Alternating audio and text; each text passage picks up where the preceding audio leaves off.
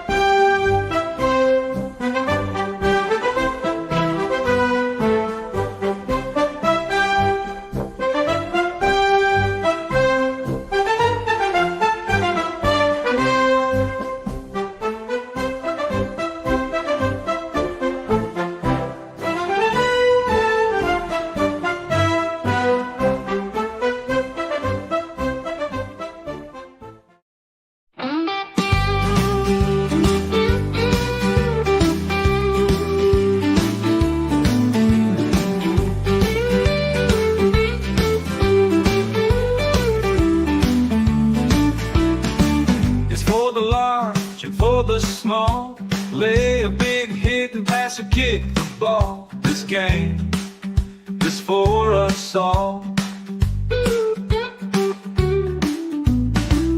From Seattle down toward the Keys, this game is you, this game is me. Cast dogs and steer, leave a tree. This game is America, so sing it loud with me. College football forever. College football forever. Downtown LA, Starkville sit. 1 week you're up next, take a dip. Run the rock or let it rip. This game is America. All say, can you sing it with me? We just stepped on her face with a hot-tail broken across her nose. Whoa, Nelly! College football forever. College football forever.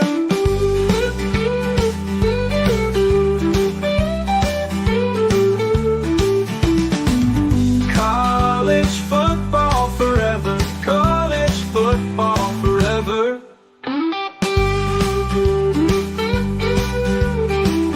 College football is a year-round discussion with these two. Here's JC and Morgan. Mike Morgan of ESPN and JC Shurburtt of 24/7 Sports have you covered, beginning right now.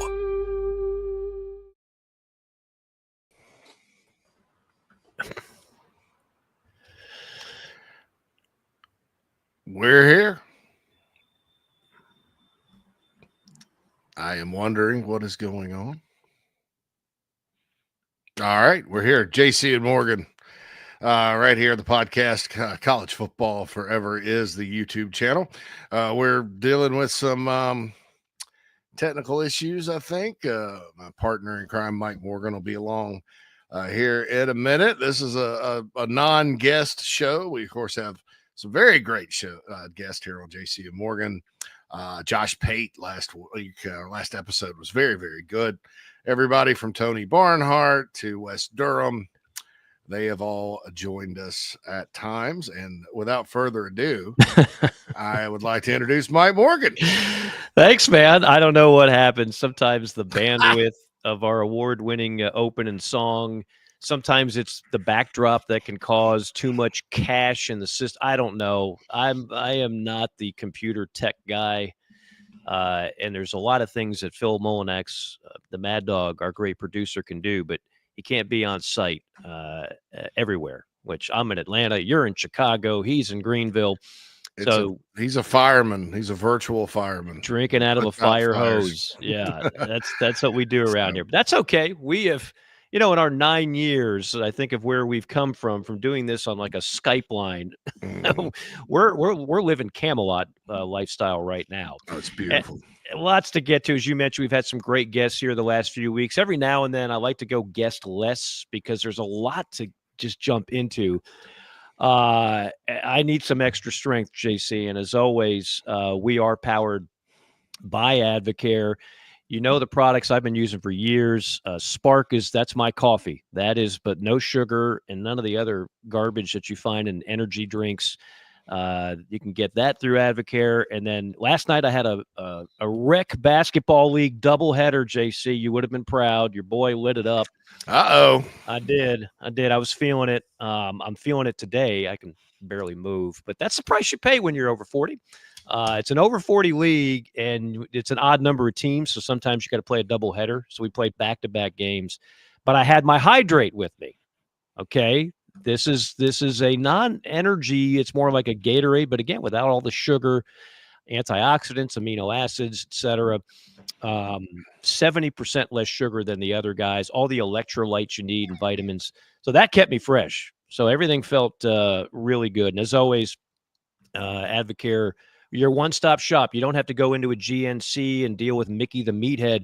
You need more protein, bro. That's what you got. If you're gonna get gains, you got to get protein, bro. You don't have to deal with any of that. You just go onto the website. It's ordered to your door. Promo code Mike Morgan, save 20% on anything.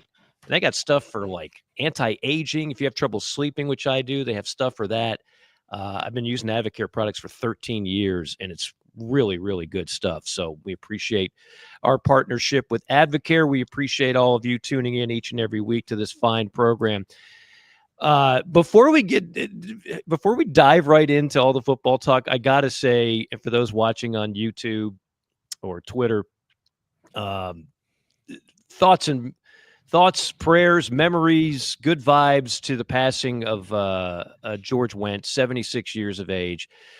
JC, you and I are of a certain age where Cheers was just, I don't, in today's day and age, people don't understand because everything is so fragmented. Like a popular sitcom may get a couple million people to tune in every week. This is not what it used to be. You know, the final episode of MASH, which you and I were just kids, we couldn't even understand what the Korean War was. That had the all-time number. It's never going to have been broken. Never going to be broken. It's like over 100 million people tuned into that. Then you had like must-see TV and like Cosby Show, and then Seinfeld and, you know, Friends. And all that stuff. Well, we're in a different era. But for guys like you and me, and it's funny, the show ran from 82 to 93, so none of us were even legal drinking age when the show was on the air. But as a kid, it was a great show, and it still holds up today. You can catch reruns. So, you know, I had to do a deep dive. 269 episodes. George Wendt was a part of every one of them. The show was number one for more years than not. It was a show that barely made it to the cutting room floor. People first saw it, and it's like a show about a bar. I don't think so. But eventually it got through, and NBC kept it, and it was the staple. And it launched Ted Danson, George Wendt, Woody Harrelson, Kelsey Grammer, Kirstie Alley, may she rest in peace, Shelley Long, among others. It's just so damn good. It still holds up today, and it just brings good vibes on a sad note on the passing of one of the stars. But I just had to get that out there that we will remember Norm. That part of the show, JC, was not supposed to be a thing. They tried it on the first episode, and then they're like, that went pretty well. Let's try it again. And before you knew it, he did that for every episode. Every episode there is a Norm, and then he has to come up with a one-liner, which was over 200 episodes. So little interesting factoid on Cheers. Improv, Chicago guy. That's right. Yeah. Went to was part of Second City. You know, did some other roles too. I mean, you know, he's forever known as Norm from Cheers, but he's actually in this movie. It was a date movie that I went on when I was in high school. It's called Forever Young with Mel Gibson. Pretty good for date movie, I guess. But George Wendt was in that as kind of it was a scientist role. So he he was good in that. And then, of course, on Saturday Night Live, he was Beer Swirsky's Bear super fan. Yeah. And he was a member of that crew. And they actually kept that alive for a while, like 2 years ago. He's like on the opening, I think Monday Night Football or something. He's like, Bears, Polish sausage, and he's just like, the Bears, which of course is how a lot of people actually talk in Chicago, and their last name is Shorsky. Many times when they started talking like that years ago. Yeah, sometimes they get on here, Mike, and talk about the beef sandwich and talk about the Bears and the Polish sausage and all that good stuff. So anyway, just for the chat boxers, I just looked at the YouTube channel. There are 2 separate streams going at the same time, so you just have to scroll down. If there's ITG on one and then there's us on the other, I just checked it. So that's what happens when you do 2 separate streams. If you'd like to, for those listening out there, if you can't find it on YouTube and you want to, you can also go to youtube.com/@college football forever chief. It's simulcasted, so you can always check it out there, but it actually is on Chief Sports South Carolina. So there you go. But that's some house cleaning, because when we do have 2 streams going on at the same time, it's I can understand why people get confused. This is what happens when you're a burgeoning empire, as we have at Chief Sports. Check out the app, check out the multiple shows, and hope that doesn't cause too much confusion. And we appreciate all of you that tune in live when we do this. Of course, many of you will catch it later on your app of choice, whether it's YouTube, X, Spotify, iTunes, etc. And I am pleased to announce there's no longer a 24-hour delay on that, because we're using we're not using the YouTube download, because the thing was YouTube would keep me from downloading it. So now Mad Dog, who you mentioned earlier, the fireman, maybe Mad Dog for those shows, the fireman for this show, puts out fires. He actually downloads the MP3, sends it to me. And so like last time with Josh, that thing was up within 2 or 3 hours. So sweet. Give me through the afternoon and we will most likely have it up. So there you go. And that's on Audible, Spotify, iHeart, Google, Apple, wherever you get podcasts. Okay. So one of the things we talked about with Josh, and at that point, it wasn't as much of a reality as it seems like it's about to be. And I know we all have downright fatigue with hearing about the House settlement, the House settlement, the House settlement. Who is this judge and why should I even care about all this? And then I'm hearing $20.5 million. It's too much. Can we just talk about recruiting and schedules and top 10 quarterbacks? We'll get to that too. But in this particular case, when the House settlement comes down, we now know from the likes of Pete Thamel and others, there is going to be, and JC, you've been way ahead of this you've pointed out, look, programs that think they're just going to outspend everybody and come up with these BS NIL deals, that's not going to be the reality after this is done. Like, they're actually going to be monitored. And I have been cynical of that, and I still have some cynicism about, the funny money, so to speak, the bagmen and everything else. But there is going to be a legit, what I would call basically what this role is. It's not a czar of college football like Tim Brando has said on our show many times that he wants. Somebody overseeing everything, making sure the playoff is good, making sure that's not what this is. What this is, the College Sports Commission is going to be led by one particular individual. He'll have help, but there is going to be a name you can associate this with. And he is going to make a 7-figure salary. And no, it's not going to be the AD of Rutgers. Like, this is not going to be some, old ball coach who just got appointed this. This is going to be, in all likelihood, somebody in the business sector that you've never heard of. This is not going to be a guy that's just made his name playing, coaching, administrating college football. It's going to be a 7-figure salary. Like, this is no joke. It's not a substitute teacher deal. This is a really good gig if you can get it. Now, you're going to have to put up with a lot of crap. What this person is going to have to do, and again, I'm referencing a lot of this through the article by Thamel, but what this person is going to be responsible for doing is making sure Number one, JC, that the 20.5 million, of which maybe 15, 16, give or take, is supposed to be allocated to college football. You can determine that, but we know some's going to be spent on basketball and other sports. That you're not going over the cap. I mean, almost like the NFL. We keep talking about the fact it's starting to mirror pro football. You can't go over the 20.5. So if you think you're going to get cute and clever with it, they are going to monitor everybody's payroll. I did say payroll, and make sure that nobody goes over 20.5 million. This is not, the NCAA will still be out there taking their sweet time declaring who's eligible and ineligible based on how many core credits you had in high school or whatever crap that they do for a living. That's not going away, and that's not going to be the role of this guy. This guy is purely about the money and how that money is dispersed and trying to keep everything on the level. And then, as you've pointed out for months, these NIL deals are going to be under scrutiny now. Again, not by the Keystone cops at the NCAA, but by an actual bureaucracy implemented by this group, the people that truly run the sport. And you're going to have to prove you can't just get $2 million a year because you're pimping the local pizza store.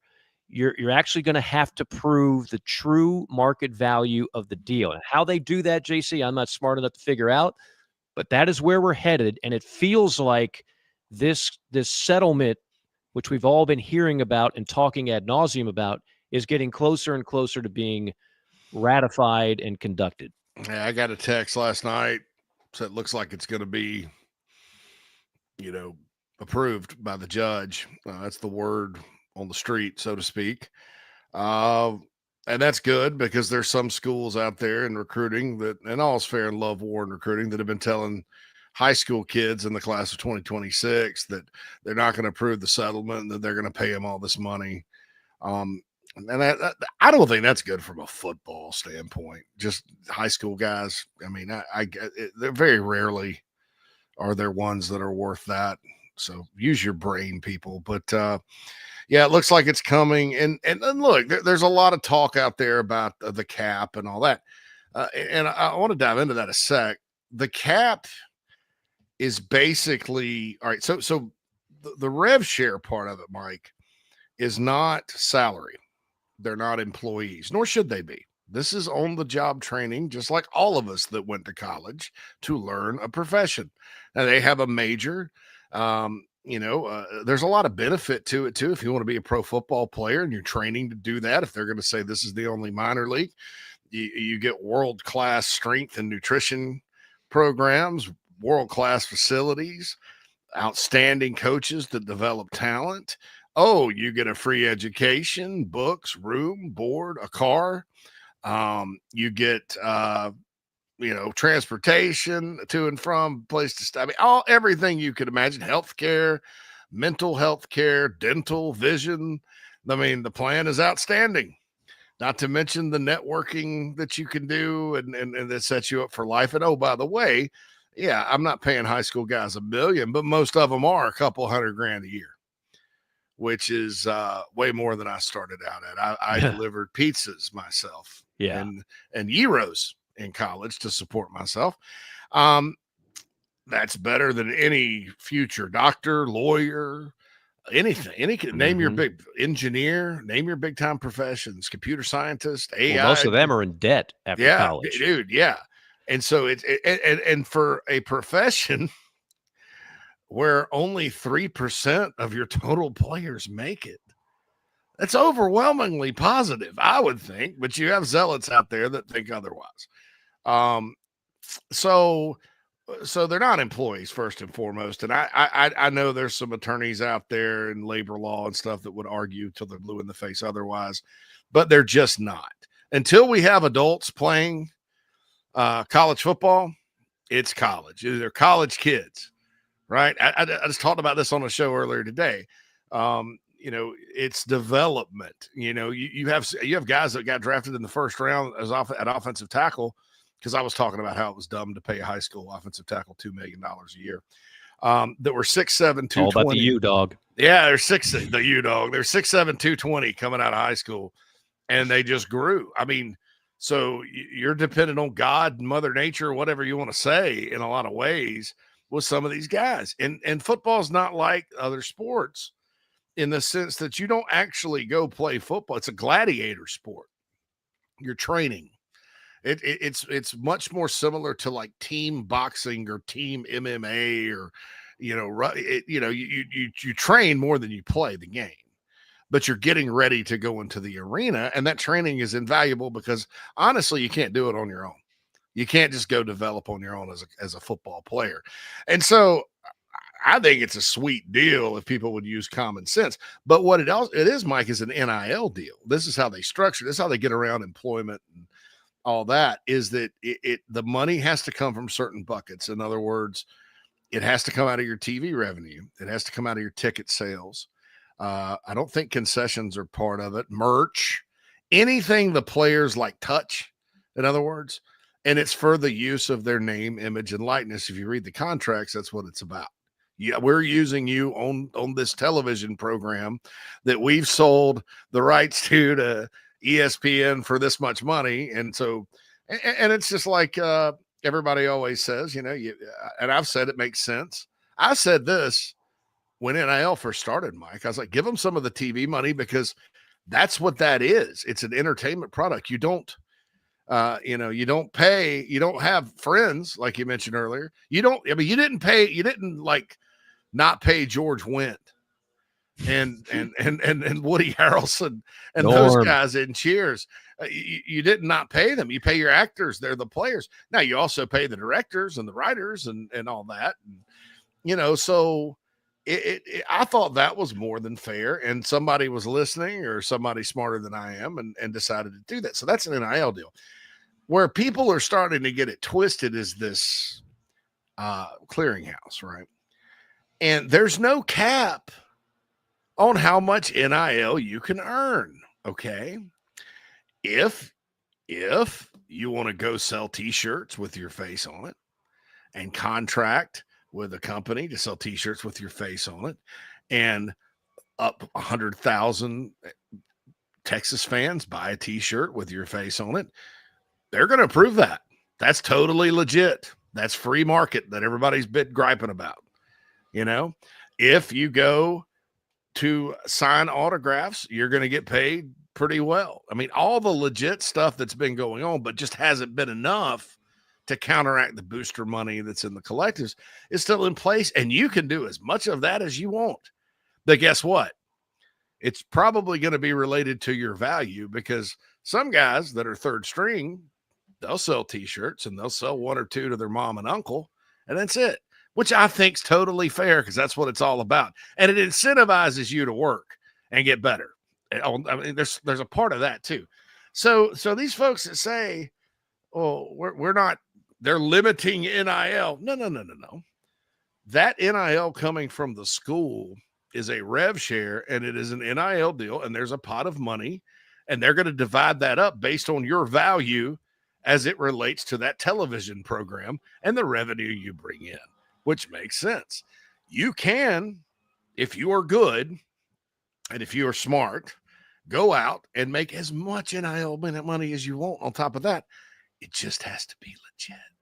What in the hell is wrong with that? Why are people fighting it?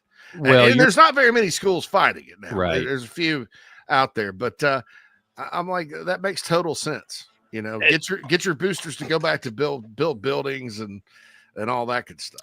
As you've pointed out a number of times, and we pointed out on this show over the years, that there's some people, college football for them it's they're not even passionate about the sport. They're more concerned about the social engineering aspects of it, and to solve great injustices. Like they just, their warped view of what college athletics is and what it should be, those people are beyond reproach. Like I don't waste my time debating these people or getting it, because I understand what they're all about. And for those who will say, well, you're putting a limit on it in your cap, the $20.5 million is a moving target. That's going to move up every year.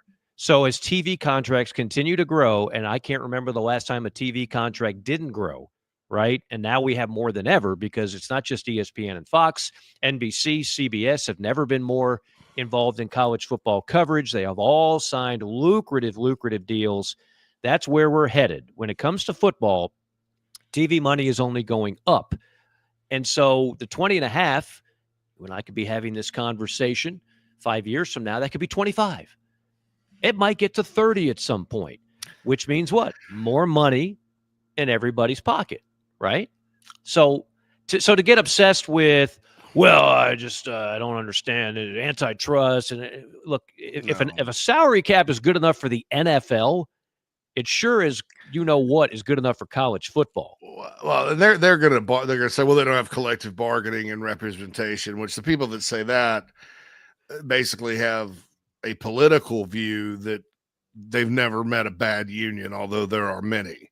I myself am mixed with unions. I think they work very well in some places for certain professions.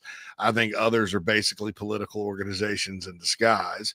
And we college sports is full of state supported schools, and the laws that govern those things state by state, Mike, are dramatically different. Like there's some states where in public schools, right?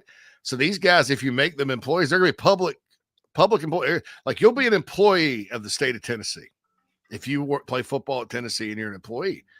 Well, let's look at those states, since everybody's talking about state laws now. Go look at the union laws for public sector unions. Because remember, it's public. It's just like teachers or police officers, whoever gets paid. Look at the difference between those laws and like in Illinois and California. They're Venus and Mars different, right? So you're going to do that. That's really going to screw things up. I actually think take this deal and run with it if you're the student athletes, because like I said, I think we've jumped the shark a bit in everybody loves the players, but you have to understand that because of the developmental part of it, and because these are young people, these are not finished products, and they never will be. Like I said, unless they just let everybody be eligible and have unlimited, and then it is a minor league, and then that's when I'm not doing this anymore. When we have people our age going back and playing, I'm not doing it anymore. I mean, I'm sure you could start some basketball teams, Mike. In fact, I'm sure you're a better dribbler than at least one school in the SEC I watched trying to bring the ball up the court last year. But that's what it's crazy. But we have to just admit what it is and quit this acting like these folks are victims and all that. Yeah, maybe. Okay, it's not fair. And then people talk about the coaches. Well, the coaches could give all this money and do that. Well, they also have contracts. They also have buyouts. And there is not a coach making bank right now that did not start off somewhere like, by the way, they went to college 4 years too to get most of them to get there. There's not a coach that didn't start off like being a GA somewhere where he had to get coffee for people and deliver the pizza. We always talk about delivering pizzas, because everybody's like, they can't afford a pizza, back then. Deliver pizza to campers. Sweeping the gym, cleaning up the film room. There used to be days where you had to actually cut the film, like physically cut the film. Everybody paid their dues at some point. Yeah, these are not Nepo baby jobs. These are guys that work their ass off. They work to get up nothing. There. And before they became the top of their profession. And when you're at the top of the profession in anything in life, you get a lot of money. Exactly. So what are college sports? Like I said, it is in our society. I'm going to say society, right? That's a big word. That is a big word. There is not an on-the-job training program that's better. So what's the complaint about? I don't get it. And like you said, it's going to grow with the revenue growing. And look, here's the tricky part about your limiting compensation, people. I've never heard of a company being sued because of what they budgeted for payroll. I just haven't, I mean, you could maybe get into the fact that all these different places you could go work colluded to keep their payroll down. And maybe some moron or person that doesn't understand would interpret it as collusion and restrictive, some kind of competition thing. But here's the thing. There's there's nothing in this that says all 20.5 million can't go to football. There's nothing in this that says you have to pay your quarterback $3. A school, if they wanted to, they could pay their quarterback $15 million and everybody else couldn't get anything. So that's not, there's still going to be bidding. It's just all these schools have decided based on their voluntary membership in conferences, right? As a Power Four, because it applies to the Power Four. They've all decided based on membership in the competitive association they're in, that's going to be their budget for the NIL deals that they cut with all their players. But those different schools can figure it out however they want. So I don't know. I don't know. I mean, nobody's sitting there saying, "Oh, quarterbacks can only make $100,000." You could. I mean, you're dumb. There's dumb decisions, but that's the way it is in every business, Mike. I've made some really dumb business decisions. You know, we all have. I mean, everybody has. It's not, and so you're allowed to do that, and you can't get sued. I mean, who sues a company? You're not. You can't just pay that just can't be your payroll. I mean, that's anti-business in and of itself. So I think that's good, and I think what few colleges are sitting here fighting this or talking about fighting it or whatever, the state governments or whatever, they're being very short-sighted, because that's best not only for all the schools involved, that's best for them too. Are you talking about one SEC school in particular? Well, Oregon's also doing that. Yeah. I read the state of Arkansas is trying to do it. You know, there's different. It's not the schools necessarily; it's the state government. Yeah. But there's got to be some influence there by the, I don't know how that helps, especially, I mean, okay, so and I was on with Bill King today, like the SEC, okay, there is not a program in that league that's not expendable. None. Texas included. You lose Texas, you're going to be on the phone to some people in Chapel Hill within 24 hours, or Lawrence, Kansas, or name your team that wants to come in. All right. The SEC was great before Texas. It'll be great after Texas. Anybody, name Alabama, Georgia, it doesn't matter. There are too many big brands in that league for it to sink, and for it's too attractive for it not to attract another team. So they can be replaced. Now, if half the league, 8 teams in the top 8 say no, well, then you have a problem. But I haven't heard anything about there being widespread outrage or disagreement with the structure of the House settlement. I have not heard that at all. As far as everybody, but a lot of schools going, we ain't gonna do this. It was very, very, very surprising that there were certain state governments that decided that was the way to go. I think it's much ado about nothing. I know it's a nice clickbait headline. Tennessee might be leaving the SEC. Like, that's not happening. That's just it's just not happening. That's how I found out about it.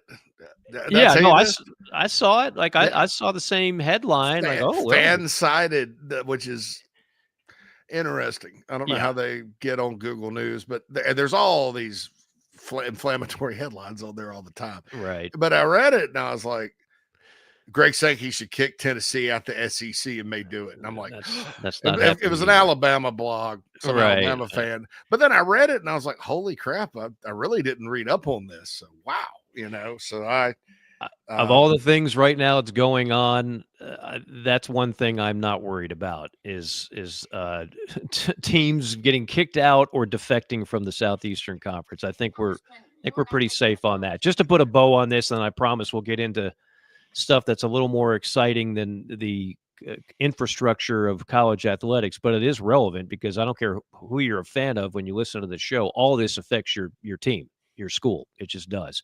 But just to continue on the CEO deal, they'll be in charge of essentially running systems that have been put in place. LBI Software, I don't know them, and accounting firm Deloitte, I know them because they have a lot to do with the Heisman Trophy, at least they have in the past. They've been lined up to handle the salary cap management and to manage the clearinghouse for name, image, and likeness, with the NCAA no longer involved with traditional enforcement, it'll make a distinct industry shift.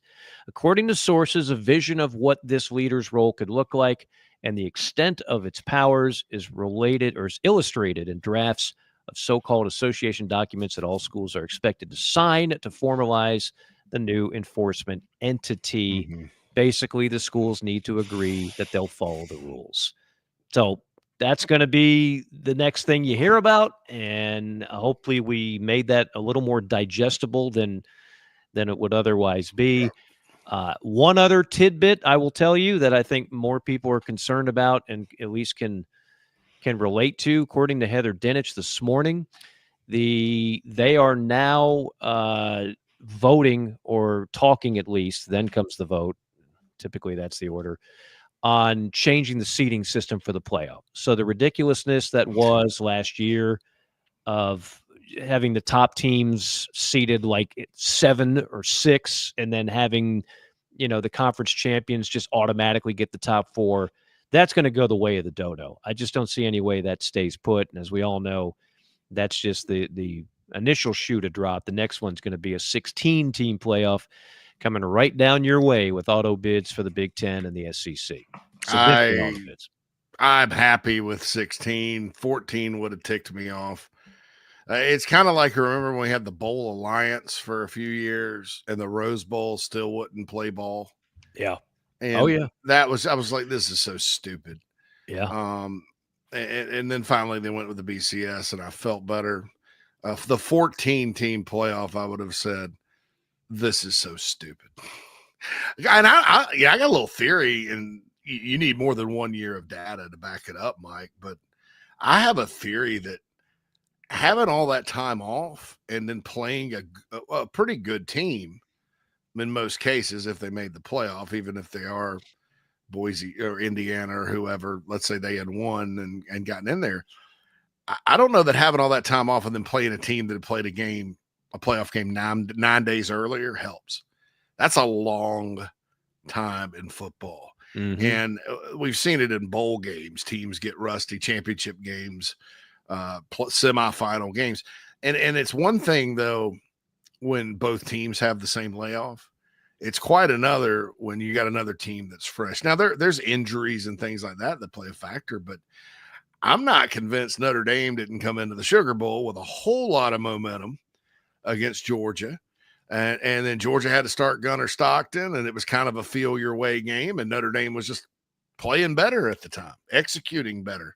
And that matters. So I don't know that time off helped. Now, this year, I think this is a good compromise to let it make a little more sense. There's no need for Arizona State, although I love Arizona State, and Boise State to get the bye. What they were going to complain about, because this had to be a unanimous vote, right, was the money. Well, we got all this money, like money. We got all this, the Boise, the Mountain West commissioner. We're not interested in not making money. All right. So what they did, apparently, per a report by Ross Dellinger, is they have they've decided to take care of them. In other words, they've come up with a financial compromise. So they're going to get their little bag of candy, by going to the first round or whatever. The G5 team or if the Big 12 champion was going to do that. I'll say this, though, and wrap this up. In most years, though, I mean, that was last year was worst case scenario for the seeds under that system. In most years, your top 4 teams, like if you have the top 4 conference champions, they're usually 4 pretty good teams, right? There's not. You wouldn't. It was rare to see a group of 5 jump in, and then SMU was obviously they liked them better than Clay, ranked them higher, but then they dropped. So last year was probably, if we'd have just stuck with this like it was, going to be an outlier, but it certainly didn't make any sense to me. I was livid about it. So the top 4 let the top 4 be the top 4 and seed everybody else, and let's rock and roll. Yeah, I mean, the key sentence in this story is a vote on straight seeding where selection committee's top 4 teams would, quote, earn the top 4 seeds. I think that's all the fans really want. Just go ahead and earn it. All right. an epic first segment. We are going to go rapid fire. JC5, as always, the morale of a great nation relies heavily on the JC5. The five have been hermetically sealed. I have not seen any of these questions or talking points, subjects. We had no idea what's going on there. Also, later on, got an interesting top 10 quarterback list as I went through it, JC. I stumbled upon a really interesting revelation about SEC teams this year in regards to their quarterbacks. I'll explain. And G5 John is back. G5 John is going to break down the newest coaches to look out for in the Group 5, which typically, if you do well there, you get head coaching jobs in the Power 4. That's the way it works. We are powered by Advocare, JC and Morgan. Quick timeout. We'll be back. JC5 coming up. Mike here for our friends at MG&A Wealth. It's never a bad time to have someone on your side for all your financial needs. You need a trustworthy partner who has a true understanding of your situation in order to help you with smart and practical solutions. Since 1984, MG&A Wealth has helped their clients manage not just their wealth, but their lives. Today, as a nationally recognized wealth management firm, their team of pros remains dedicated to serving your best interests with an emphasis on personal attention and customized solutions. MG&A Wealth has clients all across the country, and they all get results. Don't put it off any longer. Call our friends at MG&A Wealth at 954-289-9000. That's 954-289-9000. MGAwealth.com is the website. They do more than manage wealth. They help manage lives. Low on energy? Struggling with inflammation and poor digestion? Try Encapsulate 6 Mushroom Blend and get back in the game. Our blend is specially formulated to promote overall wellness and maximize health benefits using 6 powerful functional mushrooms. Our science-forward approach offers the most potent and bioavailable mushroom supplement on the market, backed by third-party testing to ensure safety and efficacy. Order online on Amazon or encapsulateusa.com today to start your journey to better living. Enter promo code JCM for $10 off. Hey, folks, want to tell you about our friends at Titan Construction Group really quick. They're a Mid-Atlantic-based general contractor, specializes in retail, restaurant, and office construction. TCG strives to separate itself from other general contractors by adding value every step of the process. From project budgeting to estimation, value engineering to construction, they focus on those relationships and not the transaction. Titan builds partnerships one project at a time. Among their clients are Starbucks, Crumble Cookie, Blake Pizza, Home Goods, 15 plus years experience, based in Midlothian, Virginia, and contracted in Virginia, West Virginia, North Carolina, and South Carolina. So get on their website, TitanCGinc.com. That's TitanCGinc.com. Get in touch with Brad if you're in need of a general contractor that focuses on going above and beyond for their clients. That's Titan Construction Group, a proud sponsor of the JC and Morgan podcast.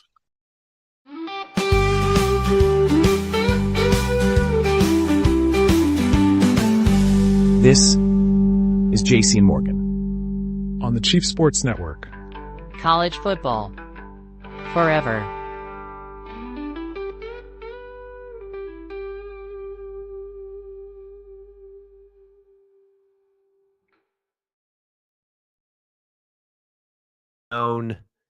Also known to most as the JC5 segment as well. Our producer is the Mad Dog Phil Mullinax, doing double duty today and still keeping us technically sound. Without further ado, don't think we have time for production on this one, so let me just use my best Gary B voice.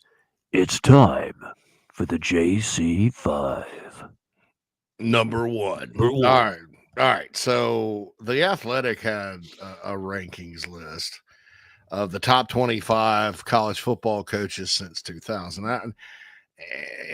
I did not, if I'm wrong about this, I apologize for being critical. But I had to read through it twice. Steve Spurrier is not on that list.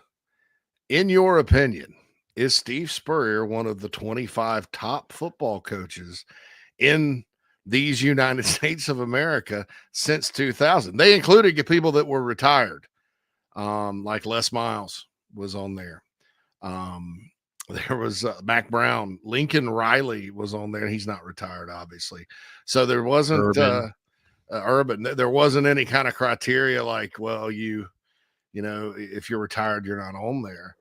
I was shocked at the level of just total crap over the head ball coach, man. I mean, 2000, he was still at Florida winning SECs and having good teams. And, you know, they gave Mac Brown a lot of credit for what he did at North Carolina in his act too. I know Spurrier didn't win but one division at South Carolina, but I think by all accounts, that guy is probably one of the 10 best college football coaches since 2000. I was stunned at the disrespect. It's who did the list again? I heard about this list. The Athletic, Chris Vianney, I think's his name. Okay, he does good work. I always enjoy his stuff, I mean, it's not. I was stunned that. I mean, how do you not have Steve Spurrier in there? I was like, man, that guy's one of the top. If there's a top 25 of all time, he would be in there. I didn't get it. I always try to, like, I'm not going to bash, as you mentioned, he does do some good work. I've read his stuff before. Just because I disagree, I'm not going to go after the writer. But I also try to go inside the writer's head when I see something like this and there's a glaring omission. Like, okay, what he's basically saying is, yeah, pre-2000, Spurrier was up there. That's when he won a national title and a half a dozen SEC championships and took Duke to an ACC title. And clearly he was one of the best ever. But come 2000, no, man, that tells me you don't know a whole lot about the history of South Carolina football. 3 consecutive 11-win seasons, 5 consecutive wins over your in-state rival Clemson. You mentioned a divisional title. And you also mentioned 2000, 2001. This just in, Florida was pretty damn good. It's not like he got fired from Gainesville. He got tired of fans bitching about 10 wins isn't good enough. In today's day and age, they would have been in the playoff every year, so it would have been good enough. But back then, he didn't make it to the title game every year. And so he left to take the Redskins job, and the rest is history. But no, that's silly. Spurrier's on that list. Pre-2000, post-2000, he's in my mind, in terms of great college football minds. I'm not going just wins and losses. He's one of the greatest college football minds that we've ever had. He's on the Mount Rushmore of that list. I could go on and on and on, but it's such a silly omission. I don't feel the need to go further. Yeah, I'll just read through it real quick. Top 5: Nick Saban, Urban Meyer, Pete Carroll, Kirby Smart, Dabo. Bob Stoops, Jim Tressel, Jim Harbaugh, Mac Brown, Chris Peterson. Ryan Day is 11th. Brian Kelly, Jimbo Fisher, Frank Beamer, Gary Patterson, 15. 16, James Franklin. 17, Les Miles. 18, James Franklin over Steve Spurrier. Mark Richt. 19, Kyle Whittingham. 20, Lincoln Riley, who's gotten progressively worse. 21, Mark D'Antonio. 22, Kirk Ferentz. 23, Bill Snyder. 24, Chip Kelly, who would have been higher to me. And then 25, our boy, may God rest his soul, the Pirate, Mike Leach. Yeah. So I'm just like, I don't know how you don't. I mean, it has nothing to do with South Carolina at all. Ryan Day. I mean, that guy, Steve Spurrier. If we didn't have an expanded playoff, and people will forget this, time, the history of things becomes more murky and nebulous. If we didn't have a 12-team playoff just constructed a couple of years ago, after Ryan Day went and lost to an undermanned Michigan team that didn't have a quarterback that could throw a forward pass, and lost the biggest game of the year on the Ohio State schedule 4 consecutive years, he would have been handed his walking papers right then and there on the field. But because he had enough there to get to a playoff, he goes and wins a national championship, which with by far and away the most talented roster in college football. To put Ryan Day in front of Steve Spurrier is beyond laughable. So now you're making me mad, JC. I don't even want to talk about this anymore. I can't look at this. Can we please just get to number 2? Bro, he's 11th. So anyway, number 2. All right, number 2. How good is Drew Aller, the quarterback at Penn State, and what is your quarterback guru of our podcast and network, your outlook for him this year? Opinions are mixed. Todd McShay, he ain't too high on him. Other people, best in the country. I loved him out of high school. I thought his high school, he's from Ohio. I thought his high school film, I was like, they got something there. College, I don't know. They're kind of blaming it on the receivers. They lost their 2 starting receivers through the portal. They went elsewhere. They landed on their feet pretty handsomely. One went to Ole Miss. I think another went to A&M or somewhere. They both went SEC. I thought they were good players. He loses Tyler Warren, but their contention, and Penn State is my number 1 right now. Their contention is it wasn't on him so much as the receivers. So where without giving necessarily a ranking, where would you think that Aller is? Where can he go? Most importantly, I think let's take the NFL draft, which I also am kind of obsessed with. Let's take that out of it because a lot of people have him as a first-round talent. Okay, but to me, him and James Franklin, you can almost write the same synopsis of them, which is they win a lot of games, they put up good numbers, and then they fail in the biggest moments of the biggest games to come through. And Drew Aller has a chance to change that.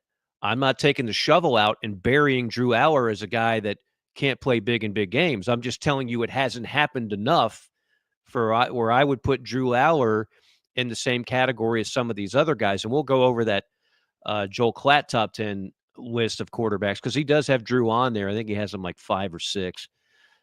But I just need more.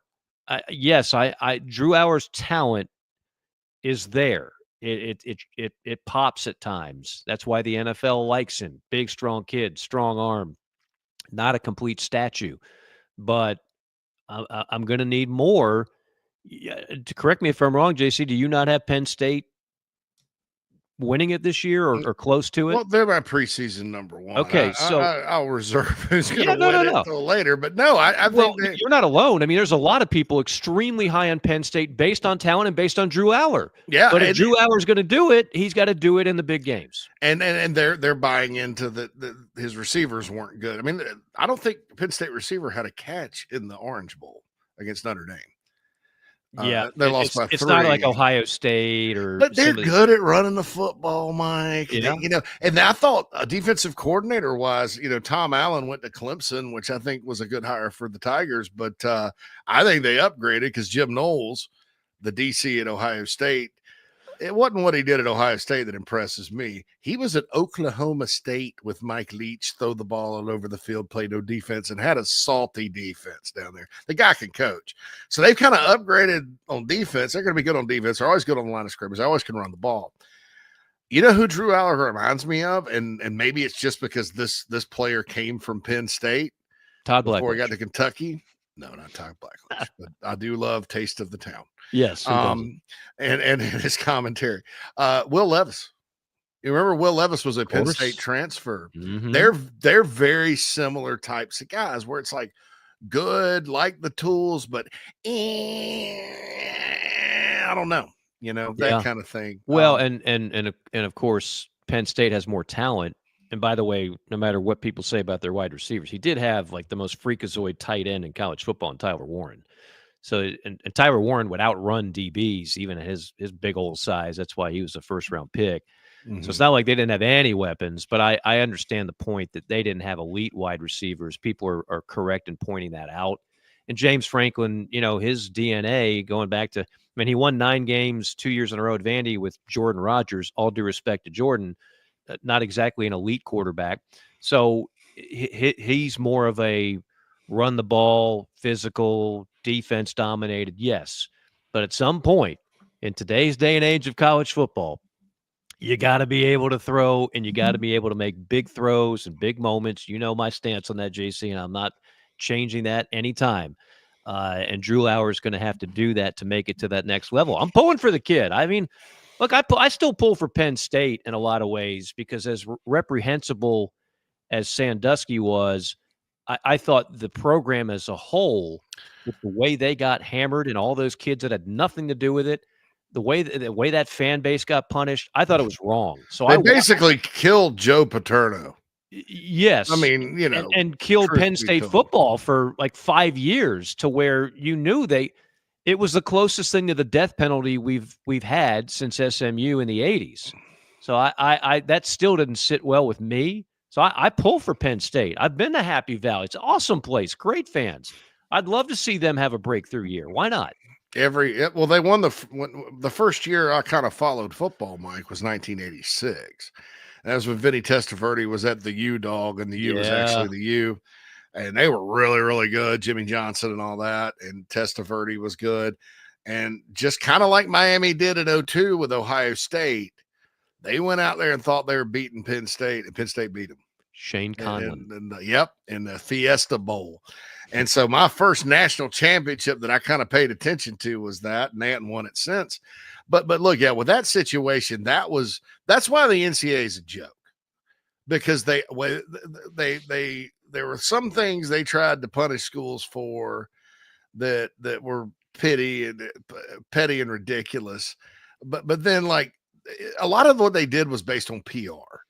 And the PR, we should do something. This is horrible. Well, let's just kill their athletics program. Thank God for Bill O'Brien coaching them to. And then the NCAA finally came out and said, all right, it's not a 4-year bowl ban. And James started winning there and recruiting there again.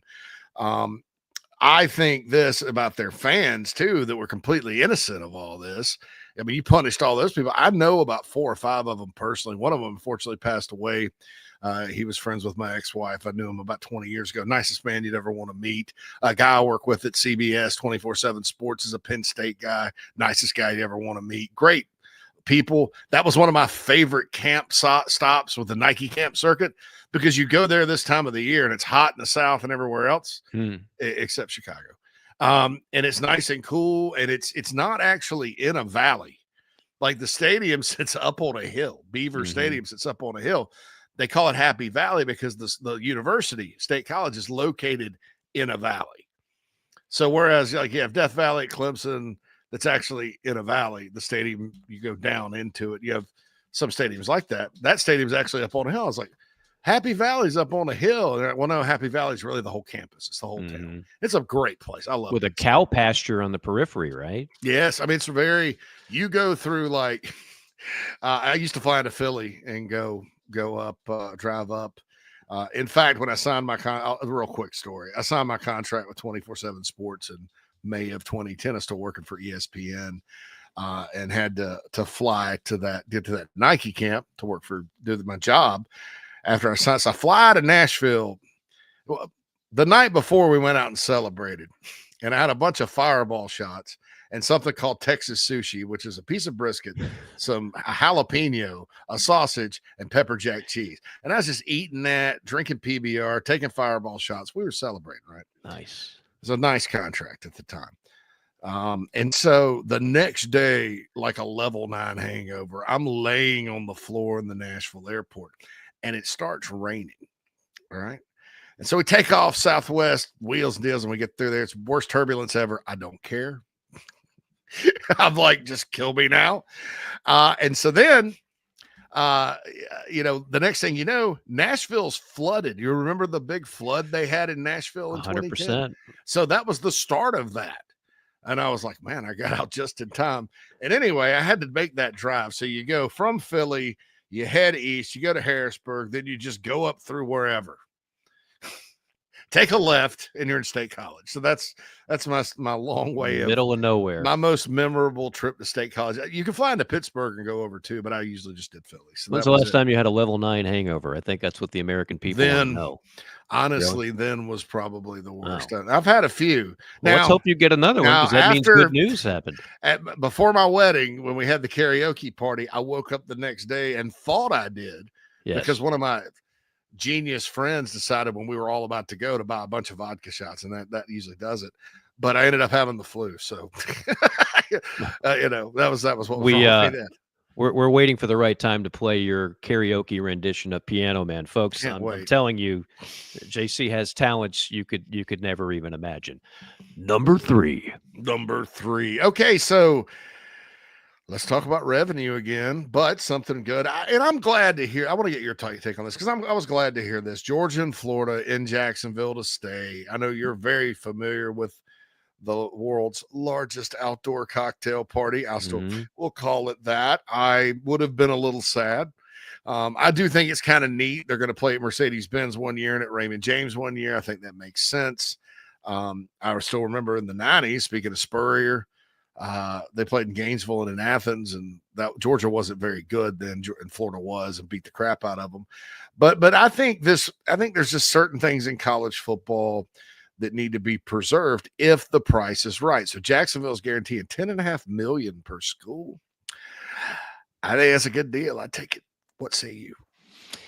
Yeah, I'm a little mixed on this in general when it comes to neutral site games. You know, we've got two big ones here in Atlanta coming up on week 1. South Carolina, Virginia Tech, Tennessee, Syracuse. That rolls on a Saturday, Sunday. Atlanta's the mecca of college football, as I've said many times over the years, and having spent some time in the ATL. But I also know it's getting harder and harder to get premier matchups for that game because people don't want to give up home games. And there's nothing like this is where I love the NFL. Love it. And I've had a chance to call NFL games at the best environments out there. Nothing can compete with an incredibly rowdy crowd at a great venue on a Saturday in college football. It's so unique. It's woven into the fabric of the sport. And you lose that when you go neutral site. You know, just like we want more playoff games on campus, I do. As cool as Jacksonville is, and you've got one half the stadium red and black, you got the other half orange and blue. Same thing with Oklahoma, Texas, and the Red River Shootout. And yes, I'm still going to call it a shootout. I get all that, but there is a part of me that's like, would those games not be better between the hedges and the swamp? I sometimes I wonder.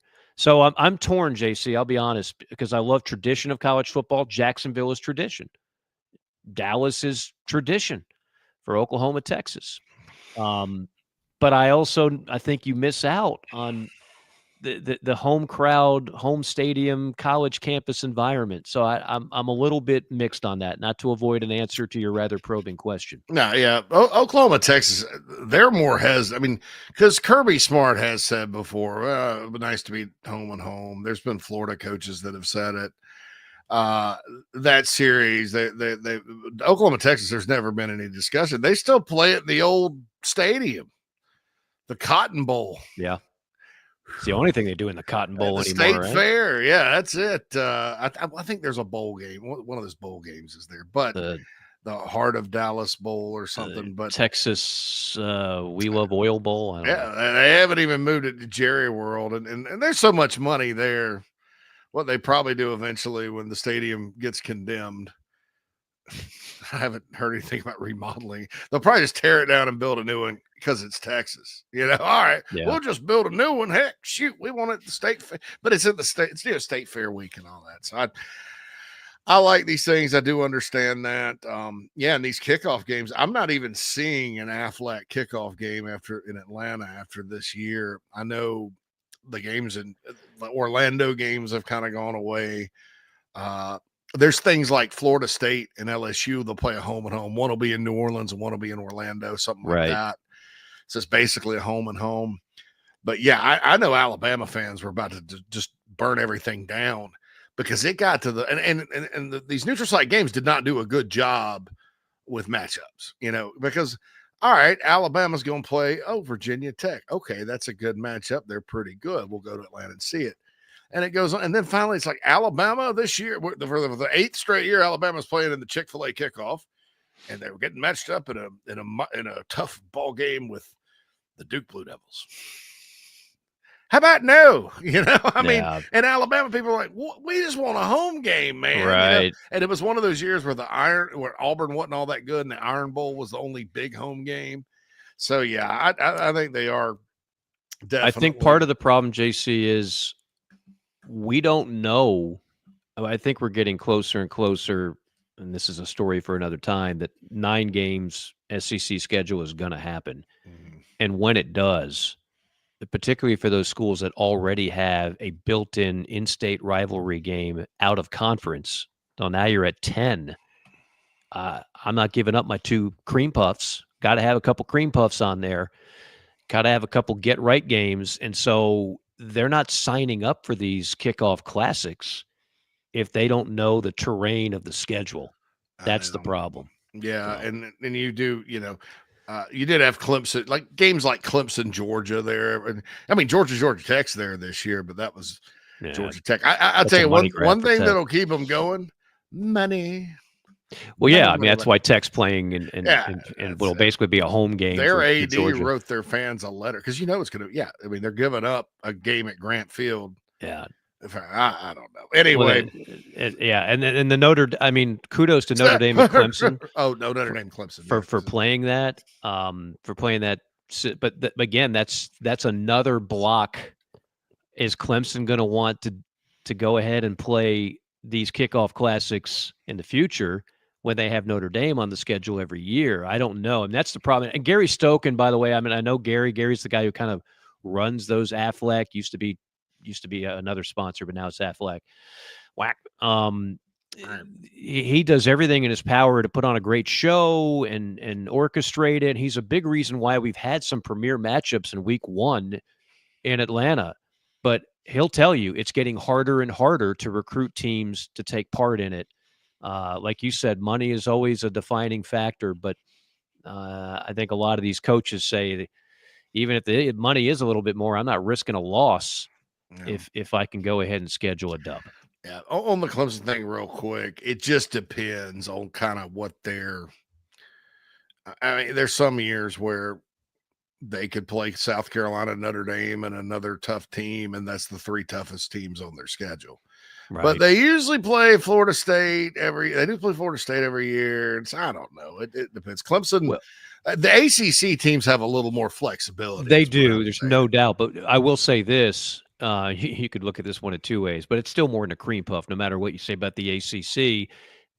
The moment the SEC goes to 9, I double dog guarantee you the ACC will follow suit. Oh, yeah. Yeah. Right? Because at that point, every Power 4 conference will have 9. The ACC is not going to go, well, we don't want the grueling ACC slate of Wake Forest, Duke, Virginia. That would just be unfair to our student athletes. So we're going to keep it at 8. There's no way that happens. The moment the SEC goes to 9, the ACC will be right there in lockstep. I can't believe y'all are making me go to Wake and Stanford back to back. Back to back. You understand the murderer's row? I don't know why I turned into Foghorn Leghorn for that. But I say. Nobody in ACC talks that way. No, of course not. It's like wine and cheese, Chapel Hill people, and we just went Foghorn Leghorn. I wish we could just play Cal every weekend. I don't see the need nor the desire to play a grueling schedule like that, so we shall keep it at 8.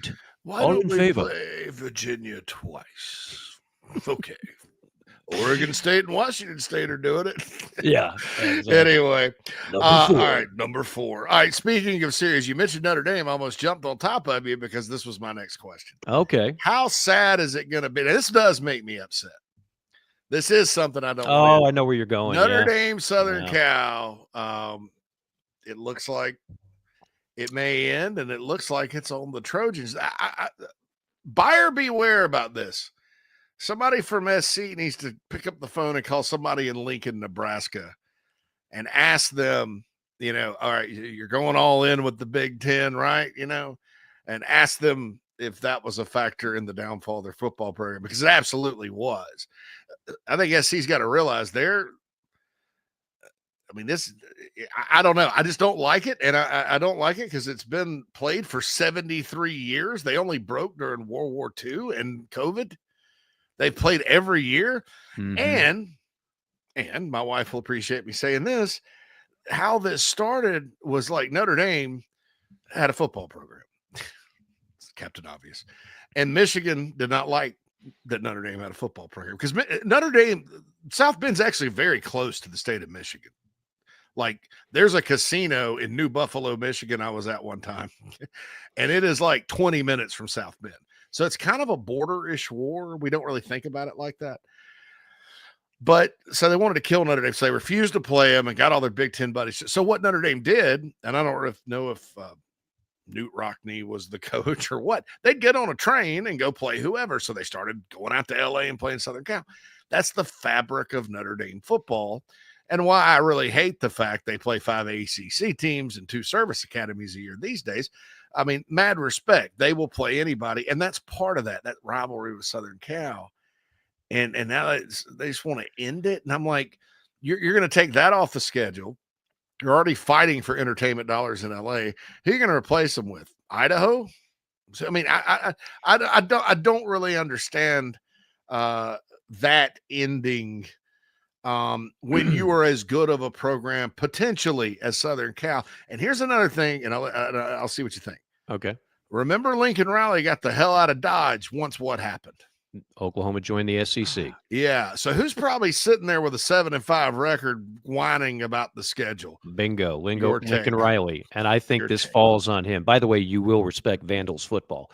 I do think that this is a bad look for Lincoln Riley. You cannot convince me if Lincoln Riley told his AD, I mean, they gave him everything else he wanted. You don't think if he said, no, we got to keep the Southern Cal game, you don't think they would have kept it? This reeks of, I don't want to have more losses on my resume. It's not working out the way I planned here in Los Angeles, and we just need to lighten the load. That's pretty weak. I'm sorry. That's a bucket of weak sauce if that is the case. I'm hoping I'm wrong. I'm hoping maybe some Southern Cal fan out there can tell me, no, actually, he got outvoted on this, Mike. The people, the powers that be looked at the math and they just decided Southern Cal, Notre Dame was not a win for them. I tend to not think that's the case, and I'm disappointed if this was a coach's decision to weaken the workload and take a great rivalry off the table. He won't even be there. Well, that's the other thing. I mean, why would you make because what Notre Dame's going to do is just go schedule something. They'll rotate like Powerhouse whoever. I mean, they're not Notre Dame plays 2 SEC games this year.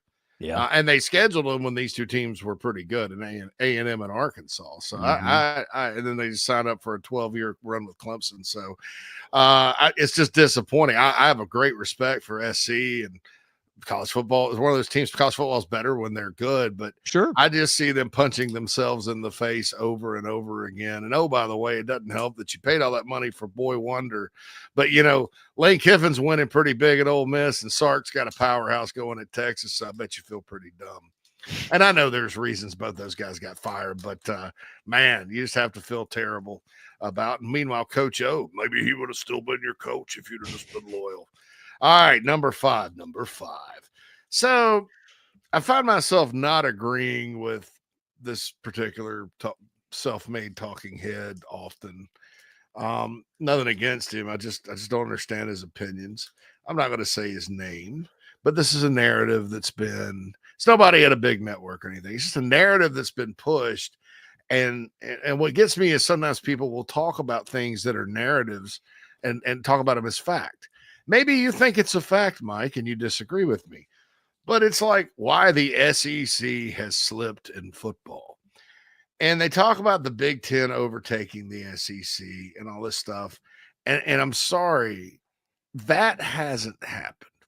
And I don't understand why in this sport we sit here, and if you don't have a team that's 12-0, you're a bad conference. And I'll say the same thing about the Big 12 versus the ACC. 1 through 7 in the Big 12 would have probably gone 5-2 against 1 through 7 in the ACC. Yet they got 2 bids for that league because you had a pretty record in SMU. I don't think the SEC slipped. I think Alabama and Georgia have come back to the pack, but I also look at the Big 10 and I don't see like dominant teams there either. And then you get to like 4 through 9 in the SEC and 4 through 9 in the Big 10, and there's no comparison. So I think it's a different argument.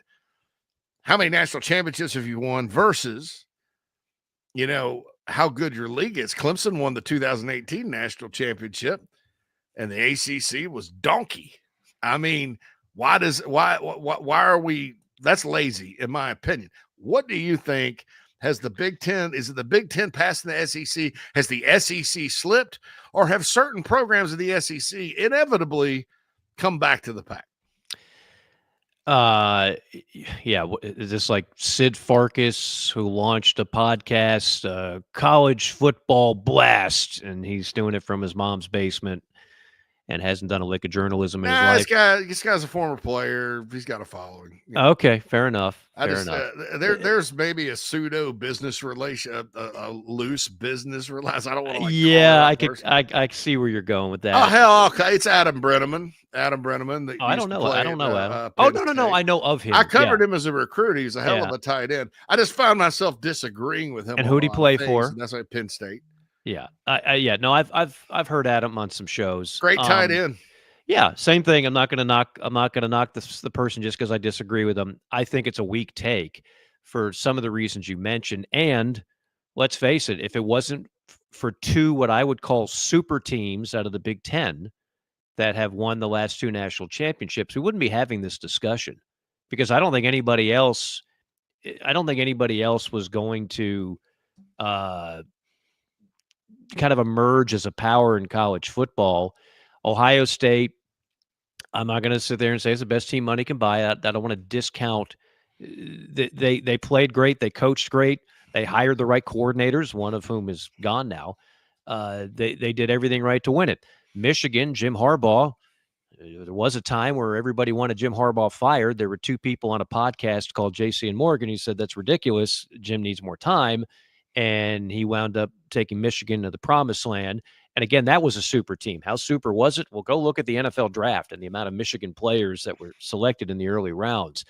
That's what it took for the SEC to go back-to-back years without winning a title. And the fact that that's the premise, the fact that we hold the SEC to such a high standard that if they don't have a team that wins a national title, forget about the fact that they've got more teams that are quality and this, that, and the other. And if they didn't win a national title, the league must be down. No, it's not down. It's not down at all. If you want to make the case, as you did, that Georgia and Alabama have been down compared to what they were under Saban and Pete Kirby with the back-to-back titles, of course they weren't that good.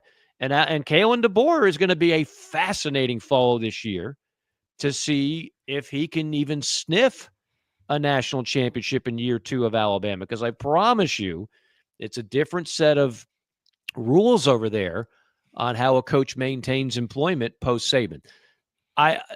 That's not me taking away anything from anybody, but the notion the SEC is down. I mean, we've got teams now that were down that are up.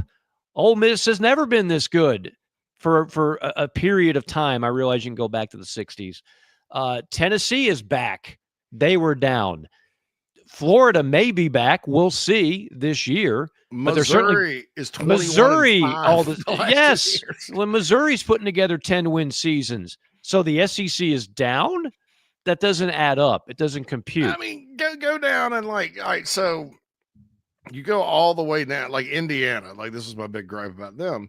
And I know you can't go on hypotheticals, but on a neutral field, like you go down the standings in the SEC last year, all the way until you get to Florida and then maybe Vanderbilt. On a neutral field, do you think Indiana is a favorite against Texas A&M or LSU last year? No. And in College Station or Baton Rouge, are they decided underdogs? Yes. Florida in the swamp, they're going down.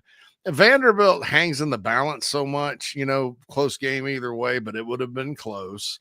And I'm like, man, Penn State, I mentioned them earlier, and I know they're my preseason number one. I'm toting the banner for them. But if they not gotten to play SMU and Boise, let's say they'd had to play Ole Miss in State College in the first round, and that button had to block Walter Nolan instead of whoever was playing for SMU, and or if Indiana had to play Alabama at home, or even if Ohio State had not gotten, I know they got an SEC team in Tennessee, but man, if you'd have sent Bama up there or something, I mean, that's probably a little closer. Ohio State, I thought roster wise was good and made it, and won it. I didn't think that was any indication of how tough that league was. I thought they actually, if Oregon had maybe gotten the path Penn State did, I think it's maybe a different ballgame, because I think Oregon smokes SMU and smokes Boise.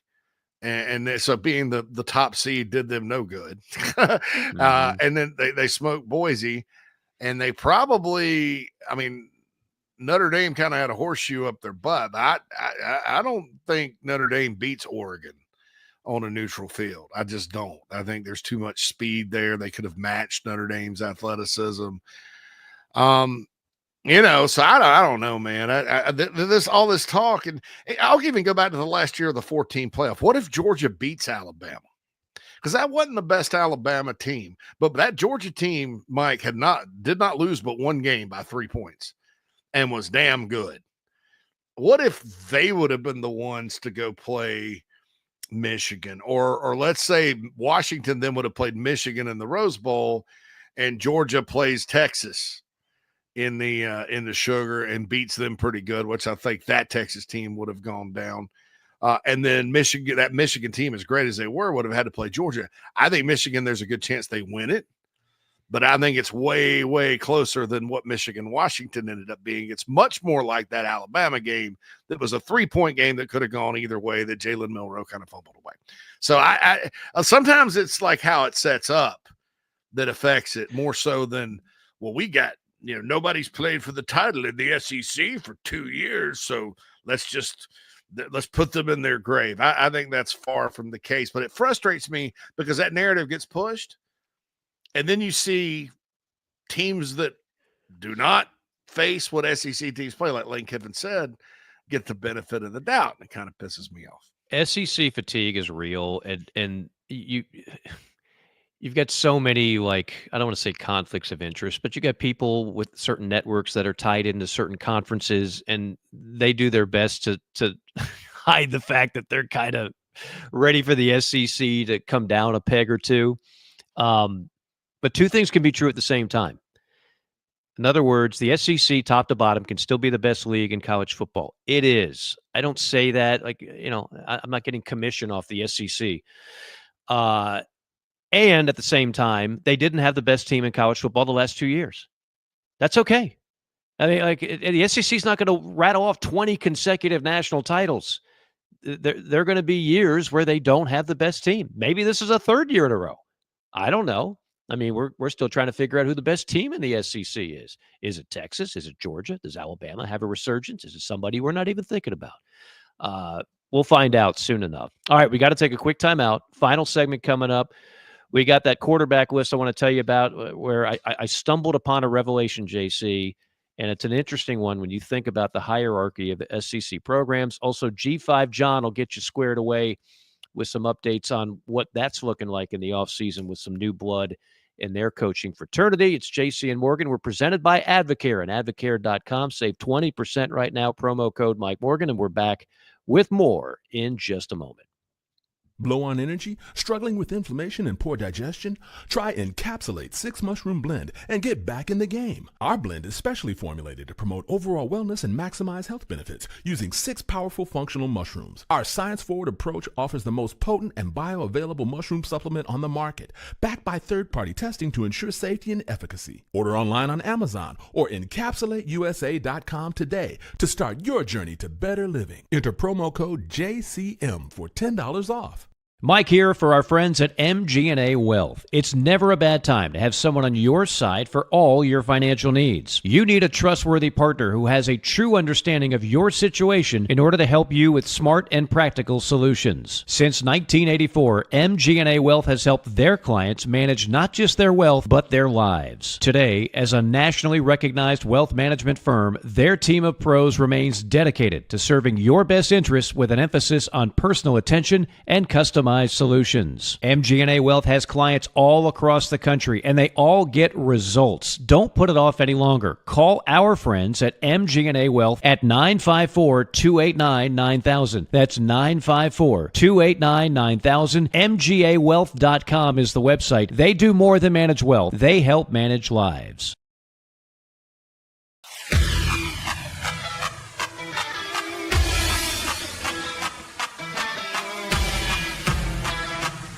We're passionate about making sure that the Nest and Wild mattress is the best it can be. Made well and made right. Right here in Tupelo, Mississippi. So how can we do all that? work. Hard work. And that means something. The Nest and Wild mattress is a movement. It's a pride in where you come from and where you're going. So get comfortable, because this movement is just beginning.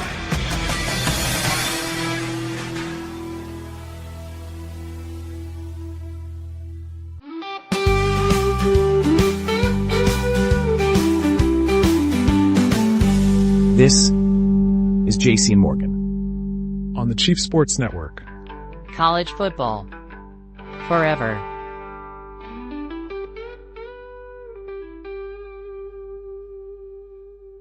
Lights, camera, and action. The final segment of JC and Morgan, presented by Advocare, also presented by MGA Wealth, mgawealth.com. If you haven't called Sean today about your family's financial future, what are you waiting for? 954-289-9000, 954-289-9000. You can go to mgawealth.com as well. Get that phone number. Tell them you heard about it here on JC and Morgan. It could be the phone call that winds up making you and your family a lot of money and a lot of security, which I think is what everybody wants.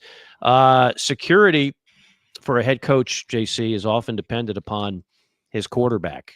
And Joel Klatt came up with a list of the top 10 quarterbacks in college football for 2025. So here it is. Number 1, Cade Klubnik. Number 2, Arch Manning. Number 3, John Mateer of Oklahoma. Hey, now. I guess he's banking on another Washington State Cam Ward-like impact. No. Number 4, Sam Leavitt, Arizona State. Number 5, the aforementioned Drew Aller. Then Garrett Nussmeier, DJ Lagway, Lenoris Sellers. That's back-to-back-to-back SEC guys, 3 of the 5. Luke Altmaier of Illinois, JC, right in your backyard. And Carson Beck of Miami. Yes, that Carson Beck, who took a major dip last year trying to find the magic that he had in 2024. So 5 SEC guys overall.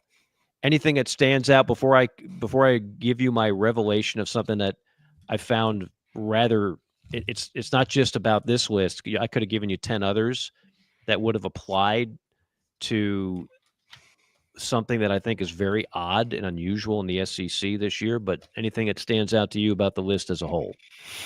Well, first of all, it's probably not going to be right. It has just as good a chance as being right as any of the other ones. Yeah, because they weren't last year. I mean, we sat here, we had a bunch of conversations about quarterbacks, and they're fun conversations to have, frankly. I'd always rather talk about that than teams, because it's easier to kind of halfway look at a quarterback and say, well, he can do this, this, and this. Than a team like Mississippi State's got 60 new players. They're going to be picked last, but hell, they may finish top 3. We talked about surprise teams. I mean, I don't know. I don't know who's on that team. It's a mystery.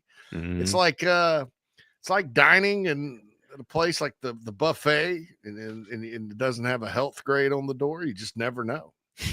Could be delicious, could be awful, could make you sick, you could die. Sounds like you just don't know. Buffet place I've ever eaten at. For they're spinning the wheel o' chance in Starkville, but nevertheless, yeah. So it's gonna be. But so with Joel Klatt, normally there are things he says that I love and things he says that I laugh at. I love the Luke Altmaier pick. I watched Illinois play almost every game last year, and I think he's a heck of a quarterback. He's a transfer from Ole Miss.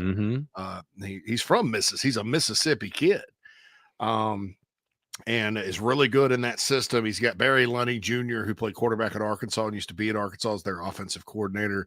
He does a fantastic job. I think he is one to watch. I love Garrett Nussmeier.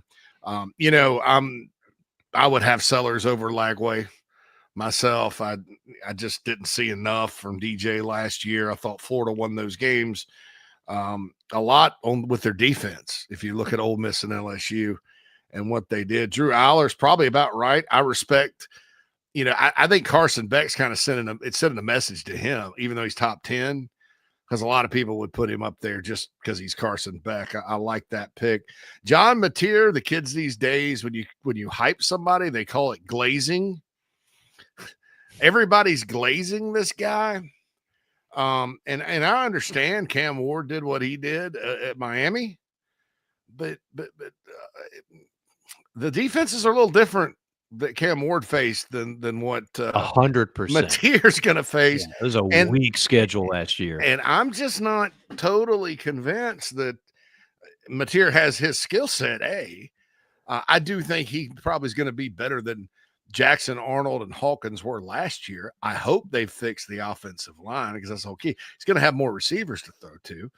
I think they'll be better, but this talk of him being the best quarterback in the SEC, I think people really are kind of thinking about Oklahoma in the Big 12 and not thinking about that this is a different era of Oklahoma football. I think their defense is going to be great. I think they'll win. They have a ridiculous schedule, but Mateer's too high. I love Sam Levitt. I think he's right on, spot on. I'm not an Arch Manning truther. I actually think Arch Manning's going to be really good. So, there's some people, they're like, he ain't done nothing. It's all hype. If his name was Arch. Right. Well, that's true. Nobody ranked Lenore Sellers or DJ Lagway high in the SEC last year. And so you got to make your name for yourself. But if his name was Archie Smith and he was the exact same guy, I think he'd be really good. He can run, he can throw, he's a good player. And Cade Klubnik, I think settling on him as number one is number reason. It's safe because his stats were actually pretty amazing last year. He threw for like 4,100 yards. Again, the numbers weren't all that great against some better defenses, but also Cade, in that Texas game, people remember that, Mike, and he was good, and they've got a ton of talent at receiver coming back. Yeah. He'll have another great statistical year. Plus, he had 5 stars by his name out of high school, and so everybody wants to be right. So I don't mind the Klubnik number one thing, but NFL likes him too. Yeah, I mean, I think that I don't know how much difference is there between Cade Klubnik and Garrett Nussmeier, though. I don't know. Great question. I mean, maybe Klubnik's a little more mobile. Maybe a little. They run. Garrett Riley runs him a lot more than whoever's plays the Brian Kelly offense. But look, man, a lot of good players on here. I like. If he was ranking Carson Beck and thinking he was going to be lower than everybody else, mad respect. I just have a bad feeling about that. And love Sam Levitt being up there. I'm cautious with Mateer, but overall, I've seen a lot worse hot takes from Joel Klatt. All right, so here's what I stumbled upon. I mentioned there's 5 SEC guys on there. You and I on another show were kind of posing the question, if you had to pick one guy who's missing from the list, I think you and I both landed on Austin Simmons of Ole Miss, right? Mm-hmm. Some people would land on Jackson Arnold at Auburn. And some would even say, don't forget that Diego Pavia kid, this just in. He's got moxie, and he's done some good things over there. Forget about NFL draft. He's not a draft guy, but he's a good college football player. And I'm with all that. So that would be 8 guys. That's half the league that we just mentioned. And I think that would be a fairly consensus, don't you? Well, yeah, and don't forget, I mean, there's more. There's more, but before you get to the more, I just want to point out, we just mentioned 8 guys. 8. Okay. There are 3 premier programs in the SEC that are not in the top half of projected quarterback play. Think about this. Alabama, Tennessee, and Georgia. Those 3 programs don't have a quarterback. Forget about the top 5. They're not sniffing the top 5. The top 8, maybe even the top 10 in some cases, depending on whose opinion you value. So what a weird year, because Alabama and Georgia, if you go by Vegas odds, along with Texas, are the 3 best teams in the league. If you want to place a bet on who's going to win from the SEC, highest win totals, those are the 3 picks. And yet 2 of them don't have a quarterback that, according to every ranking out there, is really even in the top half. And Tennessee, after the whole trade, call it what it is, and getting Joey Aguilar from UCLA and losing Nico over money, They got a guy who some people think is bottom of the barrel in Aguilar. I'm not one of those per se. I'm just saying that that's where most of the projections are. But how crazy is that to have Bama, Georgia, Tennessee, and usually, JC, you know this, you can link projected success, quarterback play. In those three cases, not the case. That's a Mike Morgan. That's in the Mike Morgan Bible of college football, and That's it's true. right. It is. Morgan 1:3. Chapter. Thou shalt have a stud quarterback. Put that on the eye black underneath, and just in black eye black and white lettering. Morgan 1:3. Yeah. Yeah, and you're right, because I was sitting there sketching it out. Talon Green from Arkansas.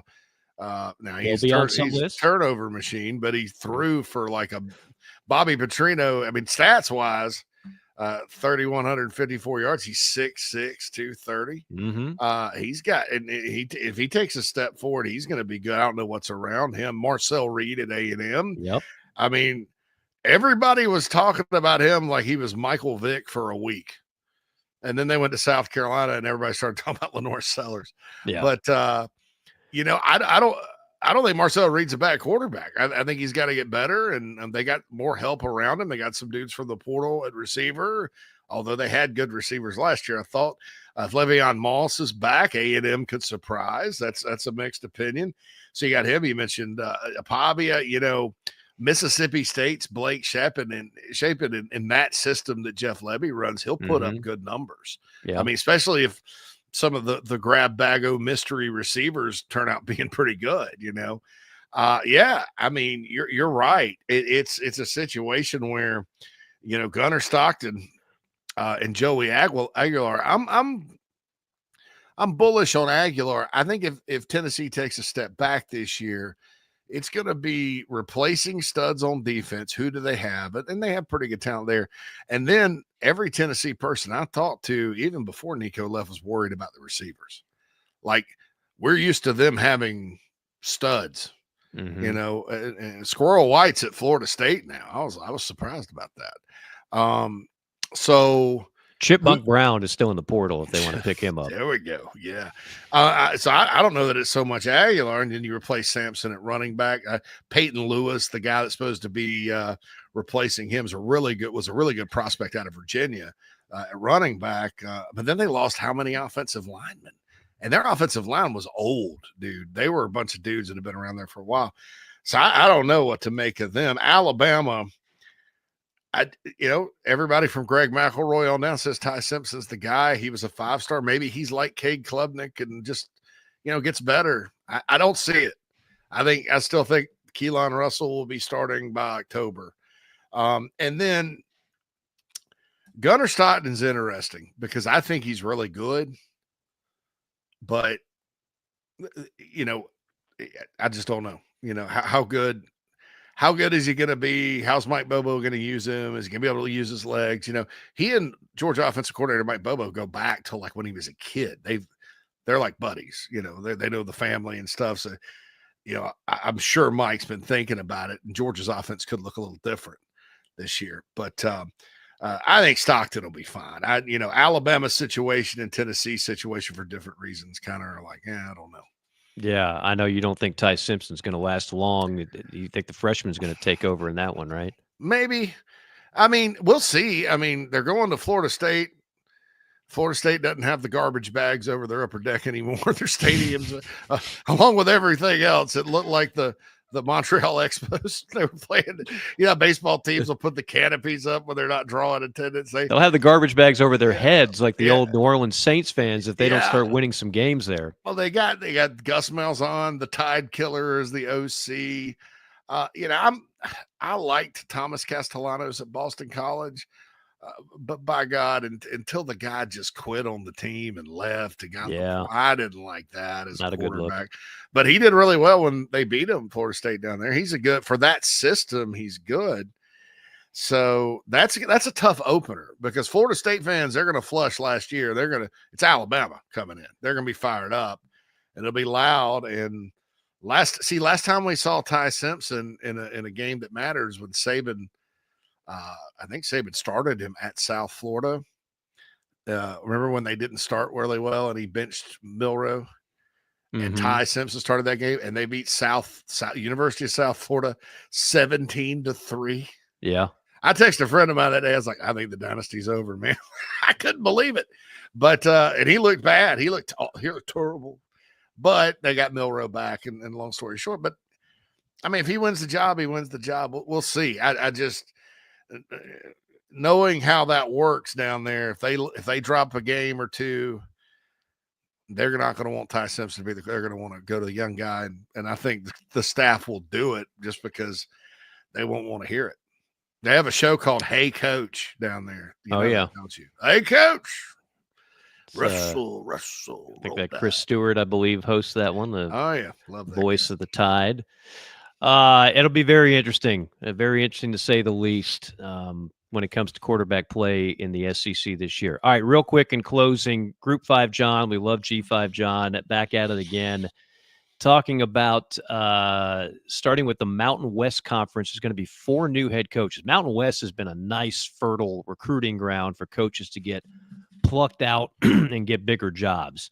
So in descending order, number 4, Utah State, Bronco Mendenhall. I don't know what happened to Bronco. Seems like just yesterday he was doing great things at BYU. I had him at Virginia a few years ago, and he was in tip-top form, and it just nobody's winning at Virginia anymore. And then he took over New Mexico last year. They go 5-7. The 59-year-old Broncos at Utah State. I think Utah is home for him, and he wanted to get back. I mean, that's why he left Virginia, because he wanted to go home. They were winning. Yeah. They were winning. I mean, he had a great little plan to win there. He's a good coach. And he left. And then I remember New Mexico played in week 0 last year, and they played Montana State, who was like a powerhouse FCS or something. And I remember us talking like that New Mexico's going to get beaten. I was like, wow, watch out for Bronco Mendenhall. And I think they either won or almost won. And then 5-7 at New Mexico's a miracle, right? I mean, in your first year, especially.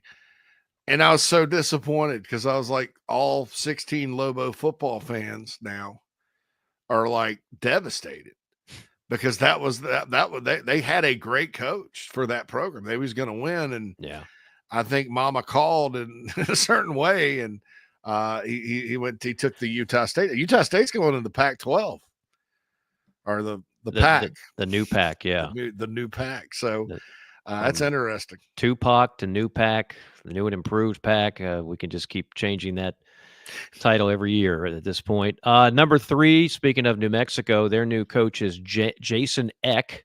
He replaces Bronco. He was the head coach of the Idaho Vandals. That's a throwback to Idaho conversation on this show. 22 to 2024, he went 26-13 there. Took Idaho to the playoffs in all 3 years. I know him a little bit from the early days of Twitter. He's one of the few coaches. I guess he was coaching O-line somewhere way. I'd have to look at his but he was a good, cool dude. You know, we'd follow each other on Twitter because he's doing recruiting. Worked his way up. Idaho's not easy to win at. If you've ever seen the Kibbe Dome where they play, it's basically a big, like an old school indoor practice facility, barn looking thing. Yeah. And it's right there, overshadowed by Washington State, near Pullman, Washington. But that's a hard job, and he did a good job there. So maybe there's hope for the Lobos after all. Number 2, Fresno State, Matt Entz. In 2024, Jeff Tedford stepped down due to health reasons. Matt Entz was the head coach at North Dakota State from 19 to 23. He was 60-11, won 2 national titles there. Last year, he was an assistant head coach for the defense at Southern Cal. I forgot all about that, but there's Matt Entz getting his opportunity at Fresno. Yeah, he's a winner, dude. Look out for Fresno. And they're going into the Pac as well. Yes. And number 1, and this is why so many people are picking this particular team to be your G5 representative in the playoff. UNLV, 53-year-old Dan Mullen replaced Barry Odom, your man. The Fighting Barry Odoms will now take place in West Lafayette. He's the coach of Purdue. Mullen and Mississippi State, they've never been that good, 69-46. At Florida, He went 34-15, played in an SEC championship game, and they fired him to bring in Billy Napier. He spent a couple of years in the TV world, but having run into Dan during that time and seeing him at seminars, you could tell he wanted to be back in coaching. The TV thing was nothing more than a place setting for his next job, and people are expecting big things out of him with the running Rebs in 2025. Yeah, I agree. They had a really good portal class too. Dan Mullen's the type of guy he's going to outcoach you, and he can take. Everybody at Florida got mad at him for like, oh, he can't recruit. Well, I mean, who cares? It's Dan Mullen, and numeric. They had the ranked classes just like everybody else, but you look at it, and he's 103-61 as a college head coach. Started off at Ursinus up in Philadelphia. One of my wife's friends went to Ursinus, and my friend G.A. Mangus, who used to coach at South Carolina and Middle Tennessee, also coached at Ursinus. And that's where Dan the Man started. That's you start off with bronchitis, and then if you don't treat it properly, it turns Ursinus. Yeah, we were talking about paying your dues. I mean, imagine you get to Florida one day, but you started at Ursinus. Yeah. Oh, he's I think Dan Mullen is back what he should be doing, which is coaching. And I imagine he'll do good things at UNLV, and don't be surprised if he's got another Power 4 job before long. I don't think that window is closed on Dan Mullen just yet. All right, that will do it for us. An overtime edition of JC and Morgan. You mentioned it at the top. We are powered by Abacare, of course, and we're also powered by a number of things, social media-wise, website-wise. JC, I know you've been in the lab. What are some of the latest going-ons with this fine program? You can check out some of our content on collegefootballforever.com. Also, we have a new show coming. We'll be joined in that space by an SEC show that will be on Sunday nights, podcast version as well, as part of the College Football Forever brand on the Chief Sports Network. Also want to say next episode we have, with Memorial Day this weekend and traveling and stuff, probably won't get to one next week. We're going to be talking about Harrison Ford on Fiverr and Dimer. Yes, yeah. I had my notes written out, and we ran out of time. We went a little long for that. Let's just say my answers may surprise you. Okay. Yeah. But anyway, that's good. So we'll talk about that. Yeah, we'll get to that. I saw a documentary the other night on Harrison Ford, who is not a real spark plug personality, but I found out something I did not know. He worked at the College Station as a sportscaster in college. Yeah. Did not carpenter, and the carpenter paid his dues. He was in Apocalypse Now. Did you know that? Yeah, absolutely. In the beginning, just like a small random part. Yeah. Yeah, and he was not their first choice for Star Wars. Solo, no. A number of people turned that role. They had it. He was working on the set. George Lucas kept having him fill in and read, and finally he's like, "Huh, yeah, this may be the guy." That's George Lucas could cast everybody else but Luke and Anakin. Yeah, the worst actor I've ever seen is Hayden Christensen. He's god awful. And I didn't Mark Hamill's done some good voiceover work and stuff since then, but I thought he was whiny and pathetic. I was like, anyway, I don't want people dressed as Yoda to come to my house and murder me today. But so I'm going to shut up. Yeah, I'm going to shut up about George Lucas. You better. Those people, they get a little passionate about it. But Ford paid his dues. He did everything but star in X-rated films, with Chess Rockwell and Brock Landers and Los Pantalones. And he just did whatever he could to break into the business. He had a dream, and eventually he broke through, and he's had a lot of fivers and dimers. We'll go through that next week. We might have a guest for you next week as well, depending on the calendar. We shall see. Have a great Memorial Day weekend to you, sir, to Phil, and to everybody out there listening. Until next time, we'll see you soon on another installment of JC and Morgan.